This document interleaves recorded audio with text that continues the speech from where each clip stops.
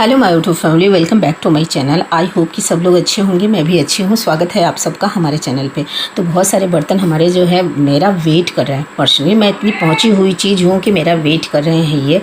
और यहाँ पे ये चिल्ला चिल्ला के बुला रही है कि हमको जल्दी से पलटो, नहीं तो मैं जली, और जब मैं जल जाऊँगी ना तो तुम्हें ऐसे जला भुना खाना होगा। तो अभी मैंने फटाक से इसमें डाला मस्टर्ड ऑयल, और मस्टर्ड ऑयल यहाँ डालते समय ना बड़ा सा गलन था और मेरा हाथ जो है थोड़ा थोड़ा करके हिल रहा था, और उसके बाद जो है मस्टर्ड ऑयल गिर गया। अब हम चलते हैं मस्टर्ड ऑयल साफ़ करेंगे। तो मस्टर्ड ऑयल का उपयोग, कहते हैं ना आम का आम गुठलियों के दाम, तो चलो हम आम के आम और गुठलियों का दाम निकालते हैं। तो फटाक से हमने तेल उठाया और अपने हाथों में उसको लगा दिया, क्योंकि देखिए पहली बात तो हमारा जो ऑयल गिरा हुआ है वो भी हमारा फ़ायदा, मतलब गिरा है तो हमें नुकसान नहीं करना है। और अपने बालों को मैंने धुल रखा है, तो अभी मेरा बाल जो है गीला गीला सा दिख रहा है। और दूसरा, मैंने जो थोड़ा सा मेरे हाथों से बच रहा है मैं उसको लगा ली अपने पैरों में। तो कहते हैं ना आम गुठलियों के दाम, तो ये काम मेरा ख़त्म हुआ। उसके बाद नेक्स्ट काम क्या आता है, मैं गई थी कल प्लॉट पे। सैजन के समय में मेरे जो सैजन प्लॉट में मैंने लगा रखा है वो नहीं फरा था, 1 2 4 ऐसे, और आज भी वैसे ही फरा था। तो 3-4 सैजन मुझे नीचे नीचे दिखा, मैं पौंग के उसको उठा ली। और इसके बाद ये भिंडी फिर से चिल्लाने लगी कि भैया मुझे चलाओ चलाओ। तो हम भिंडी को फिर से चलाना शुरू कर दिए। अब भिंडी जब तक ये पकेगी, और उसके बाद अभी भी इसको संतोष नहीं है, ये कह रही है कि मुझे नमक डालो। अब भाई इसको जल्दी जल्दी से तो हम नमक डाल दें ताकि ये जो है अपना काम करना शुरू कर दे और मैं अपना काम करना शुरू कर दूँ। तो बस यहाँ पे डालूँगी नमक, और उसके बाद हम इनको थोड़ा सा फिर से अलट पलट देंगे। पहले मैंने इसको ढक दिया था, और ढकने के बाद हस्बैंड कुछ बोल रहे थे तो मैं उधर देखने लगी। और अब जो है नमक का कंटेनर जा रहा है। और हाँ, मधुर मुझसे पूछ रहे थे कि भाभी आपके यहाँ पाइपलाइन चली गई। हमने कहा हाँ पाइपलाइन चली गई और काम शुरू हो गया है, मतलब मैं खाना उसी पे बना रही। सिलेंडर जो है हट गया। सबसे बड़ी बात तो सिलेंडर हट गया, एक सर दर्द ख़त्म हो गया। तो जो लोग अगर पाइपलाइन से डरते हैं वो बिल्कुल भी मत डरो। कल मैं प्लॉट पे गई थी तो हस्बैंड वाइफ हैं, बुजुर्ग हैं, उनको जानकारी नहीं है, लगता है पढ़े लिखे भी नहीं होंगे, शायद ऐसा मुझे लगता है। और हस्बैंड भी बहुत ज़्यादा नहीं पढ़े लिखे हैं, बिजनेस करते हैं हम लोग फूल माला के, ऐसे मुझे लगता है। अलोपिन में जाके या कुछ अलोपिन में ही मुझे ऐसा लग रहा है कि फूल माला का ही दुकान रखते हैं, मुझे ऐसा लग रहा है, क्योंकि उनके घर में जो तख्त वगैरह रखा है बाहर, उससे देखने को पता चल रहा है। तो वो डर रहे थे कि क्या इसको कनेक्शन कराने के बाद आग लगने की कोई संभावना है। बिल्कुल नहीं, एक बता रहे थे कि बिल्कुल नहीं। इसमें 3 कनेक्शन होगा। जो हमारे चूल्हे पे रेगुलेटर हम बंद करते हैं, उसके बाद हम गैस बंद करते थे, पुराना सिस्टम ये था। और नया सिस्टम क्या हो गया है कि इसमें 3 जगह कनेक्शन होगा, एक बाहर रहेगा और एक हमारा जो है अंदर रहता है चूल्हे के पास, उसको हम खाना बनाने के बाद बंद कर दो। और गैस चूल्हे मतलब के लेके करें रेगुलेटर, हम उसको बंद करते हैं। फिर उसके बाद हम जो मेन कनेक्शन है उसको बंद करते हैं। फिर हम उसके बाद एक और कनेक्शन है उसको बंद करते हैं। फिर हम जाके बाहर कनेक्शन बंद करते हैं। मतलब 4 कनेक्शन हो गया है।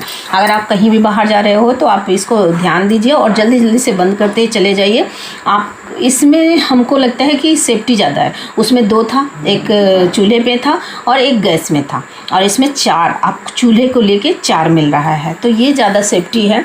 और फिर मैंने इसको स्नान कराया, क्योंकि इसमें लग गया था साइड में ऑयल, और साइड में ऑयल लगने के बाद अगर मैं इसको वहाँ पे ऊपर रखती तो ये जाके दूसरा भी ख़राब कर देता। तो इसलिए मैंने इसको यहाँ पे धुला, और धुलने के बाद अब देखिए पानी टप टप कर रहा है ना, पानी रे पानी तेरा रंग कैसा, जिसमें मिला दे लगे उससे जैसा। तो बस मैंने इसको साइड में रखा, और फिर से भिंडी चिल्लाने लगी कि मुझे बिल्कुल चलाओ, नहीं तो मैं तो गई। फिर उसके बाद साइड में मैंने रख दिया था दूध, और दूध भी पक रहा है। आटा भी मैं तैयार कर लूँगी फटाफट से। उसके बाद एक एक काम ख़त्म मैं कर रही हूँ चूल्हे के पास में जो काम होता है। फिर उसके बाद आटा निकालने की बारी आती है। ये जो भी काम आएगा मैं आप सबके साथ शेयर करने वाली हूँ। ये कंटिन्यू अगर ब्लॉग देखोगे तभी आपको समझ में आएगा कि मैं कर क्या रही हूँ। और एक औरत की कहानी, कितनी कठिन है। तो हम कहते हैं हर इंसान की जर्नी जो है बहुत कठिन है। तो मैंने ले लिया परात, और परात लेने के बाद हम चल पड़े आटे की तरफ। तो आटा भी बुला रहा है कि भैया मुझे निकालोगे नहीं, रोटी कैसे खाओगे, रोटी खाना है तो जल्दी से मुझे निकालो, और फिर तभी तो बनेगा, तभी तो रोटी खा सकते हो। फिर मैंने इनको निकाला, और अब इसको छन्नी से हमको खूब अच्छे से छान लेना है, ताकि गेहूं में जैसे चक्की पे जाता है आटा पिसता है, और उसके बाद वहाँ पे अगर कोई भी प्रॉब्लम हुआ, जैसे दांता टूट गया, ऐसा कुछ प्रॉब्लम हुआ, तो वो आटे में आ जाता है, काला काला गांठ की तरह हो जाता है, कभी कभी पत्थर भी आ जाता है। तो छन्नी से छानना बहुत ज़रूरी है। मैं जब ससुराल में आई तो मेरी सासू जी नहीं करती थी, फिर मुझे आसान लगा तो मैं भी ऐसे करने लगी थी, लेकिन ये गलत था। और मेरे गेहूँ में जैसे ठेसर में जो गेहूँ माड़ा जाता है, उसमें कहीं ना कहीं कुछ दिक्कत थी, जिसमें तार आया है, और तार को मैं फटकते समय बहुत ध्यान देती हूँ, उस सारे तार के गांठों को मैं निकाल देती हूँ। बट मैं ये दिमाग में रहता है कि अगर कहीं ये तार रह गए होंगे तो फिर क्या होगा, फिर बहुत ज़्यादा दिक्कत होने वाली है। फिर दिक्कत इसलिए अगर ये बिना हम छाने आटा को हम रोटी बना देते हैं, सब लोग खा लेंगे, किसी के पेट में जा सकता है। तो बस मैं अपने आटे को यहाँ पे छान रही हूँ। तो छानने के बाद एक चीज़ और मैं और बता दूँ, मेरी माँ बोल रही थी कि चोकर वगैरह जो ऊपर से निकलता है ना, चोकर बोलते हैं हमारे यहाँ, जो गेहूं का छिलका जो निकलता है, तो बहुत कम निकल रहा है, तो मैं सीधे डस्टबिन में डाल देती हूँ, इकट्ठा नहीं कर रही हूँ। तो मेरी माँ बोल रही थी कि मैं दे देती थी जानवरों के, कहीं आपके नहीं निकल रहा है। पहले मैदे की छन्नी से छानते तो बहुत ज़्यादा निकलता था, अब नहीं निकल रहा है। तो मैंने दिखाया, वो मैंने डाल दिया वहाँ पे। और उसके बाद अब आटे की बारी आती है, जल्दी जल्दी से आटा तैयार करूँ।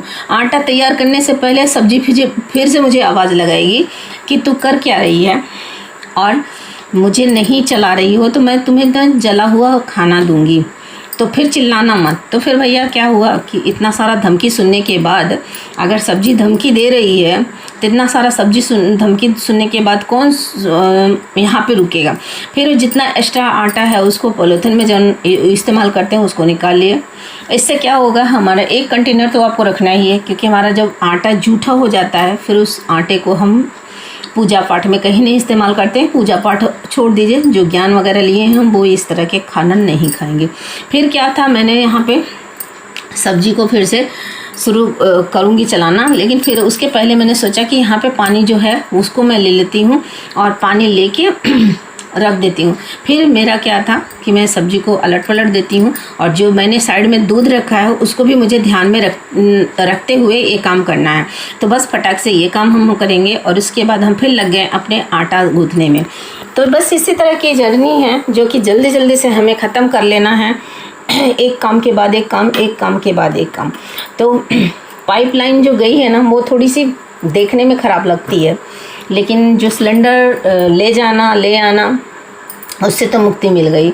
तो आप लोग भी फटाफट से ये चीज़ कर ही लो, जल्दी जल्दी से करोगे अच्छा भी लगेगा। और उसके बाद मैं यहाँ पे आराम से आटा गूँथ रही हूँ, मुक्के मार मार के गूँथ रही हूँ, क्योंकि इनको जितने भी मुक्के मारो उतना ही कम है। कहते हैं ना, सर में अगर खल्लड़ में अगर हम सर रख दिए हैं तो उसमें हमको डरना नहीं है कि एक खल्लड़ पड़ेगा, दो खल्लड़ पड़ेगा, नहीं, उसमें पड़ने दो।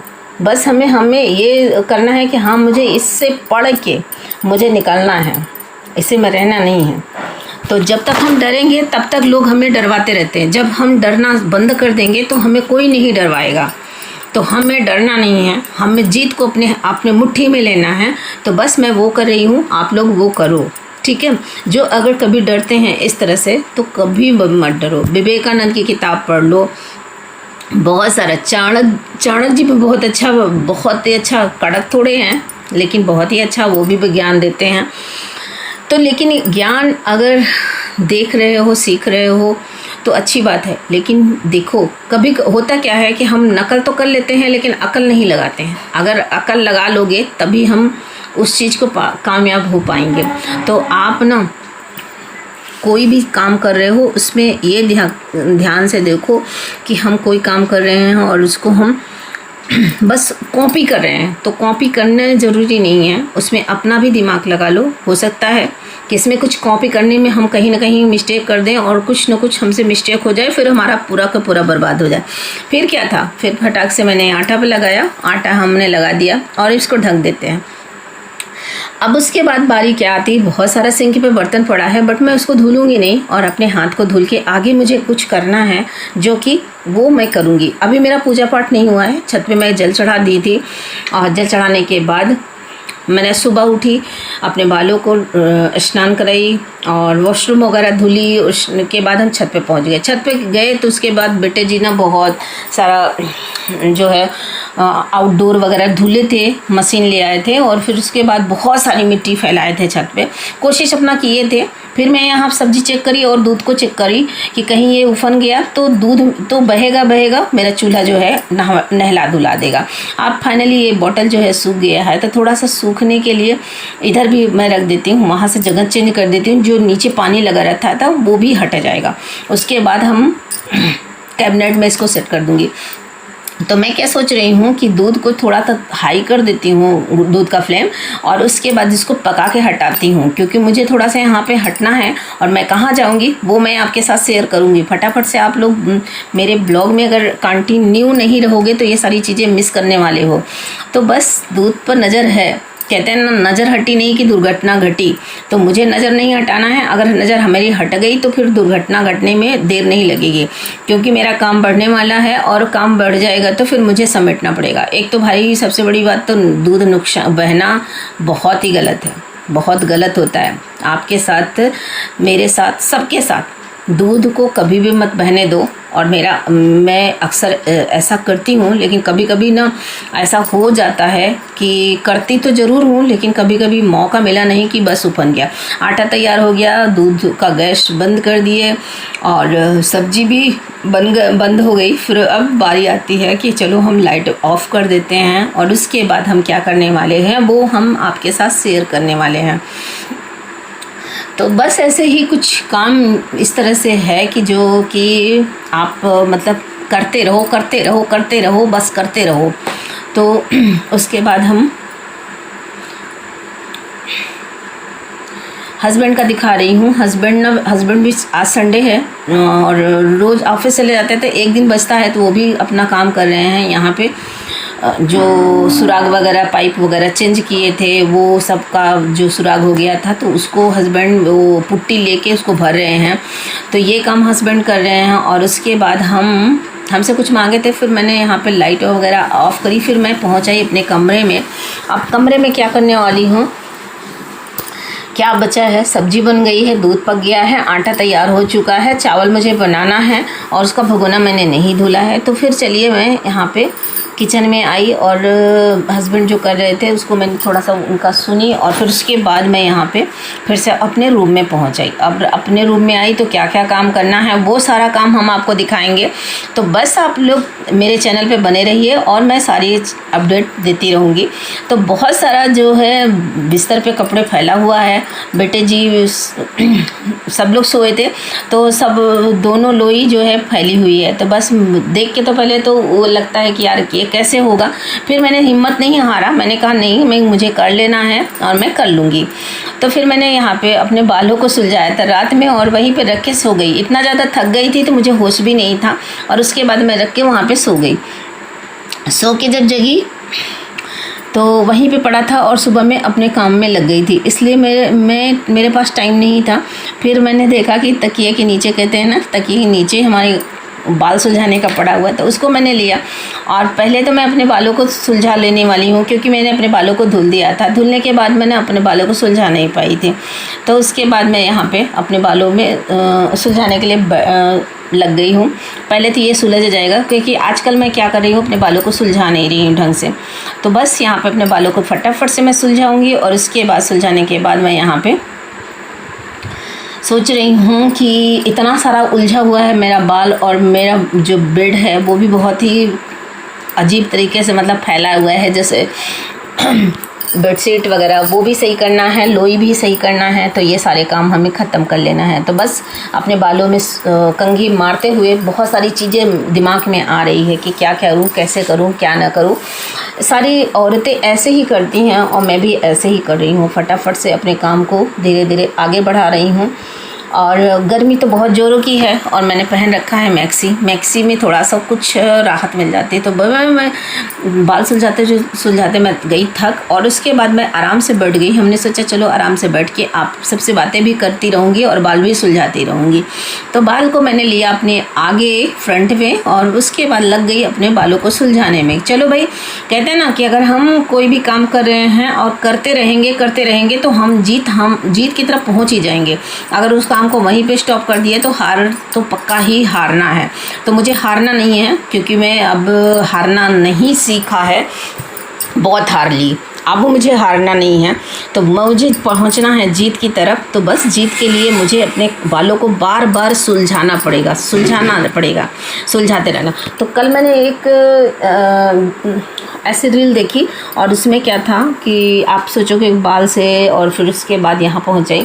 तो मैंने ये नमक के बारे में बहुत सुना था। कहते हैं नमक जिसका खाओ उसका ही अदा कर लो, नहीं तो जन्मों जन्म से उधार रह जाता है। कुछ लोग क्या कहते हैं फर्श पे नमक डाल के पोछा लगाने से क्या होता है, चींटियाँ वगैरह मर जाती हैं, लेकिन ये बहुत गलत होता है, मुझे नहीं लगता है। आप लोग कमेंट करके ज़रूर बताइएगा कि क्या ये सही है। अगर सही है तो बताइएगा, नहीं सही है तो भी बताइएगा, क्योंकि मुझे नहीं लगता है कि ये चीज़ करना ज़रूरी है। तो फिर मैंने क्या किया, फिर मैंने अपने बालों को सुलझाने शुरू कर दिया। और फिर मैं आपको बताती हूँ कि मैं ये चीज़ सुनी तो ज़रूर थी मैं, लेकिन फॉलो नहीं करी क्योंकि मुझे ये सही नहीं लग रहा था। तो नमक जिसका खा लो उसका कर्ज ज़रूर उतार दो। कहते हैं कभी किसी से नमक मत मांगो। अगर नमक मांग रहे हो तो उसका कर्ज आपको बहुत लंबा चुकाना पड़ जाता है। ऐसा रील में दिया था, ऐसा मैं भी जानती थी कि नमक का कर्ज जो है बहुत लंबा हो जाता है और उसे आपको चुकाना ही पड़ता है। पहले भी मैं जानती थी और अब थोड़ा सा ये सुनने के बाद और भी लगा।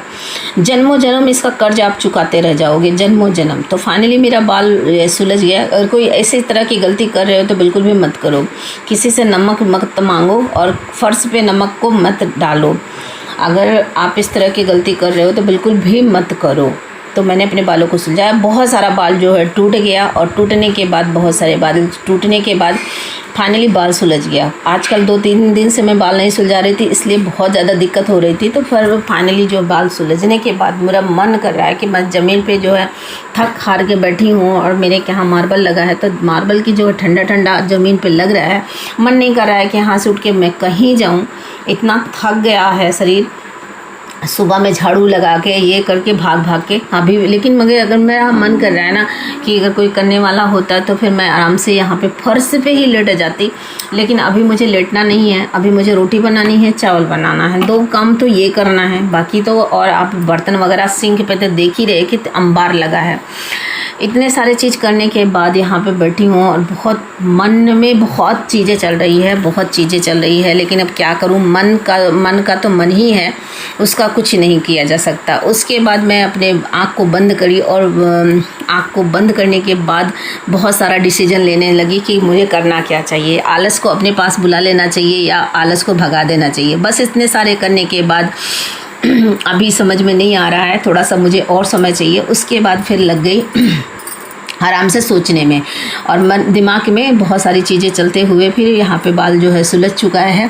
सुलझाने के बाद इतनी सारी चीज़ें सोच विचार कर रही हूँ। अब सोच विचार करने के बाद जब अपने शरीर की शक्ति को जगाऊंगी कि हाँ नहीं मुझे करना है, आलस को भगाऊंगी, तब जाके ये काम कर पाऊंगी। नहीं तो आलस तो बुला ही रहा है कि नहीं बस आराम से ऐसे बैठे रहो, कुछ मत करो। अगर मैं आराम से बैठी रहूँगी तो सारे घर में मैं तो भूखी पड़ी रहूँगी, बाकी सारे लोग भी भूखे पड़े रहेंगे। तो कहते हैं आलस तो बहुत बड़ी चीज़ है। बस बिंदी लगाती हूँ, दूसरी पल में बिंदी साफ़ हो जाती है, इसलिए कि गर्मी का मौसम है, पसीना ज़्यादा हो जाता है, फिर बिंदी भाग निकलती है मुझे मेरे माथ को ऐसे ही छोड़ के। कहती है कि मैं जा रही हूँ, ओके बाय बाय टाटा। तो ब्लॉग कैसा लगा आप लोग जरूर कमेंट करिए। नेक्स्ट ब्लॉग में मिलते हैं, बाय।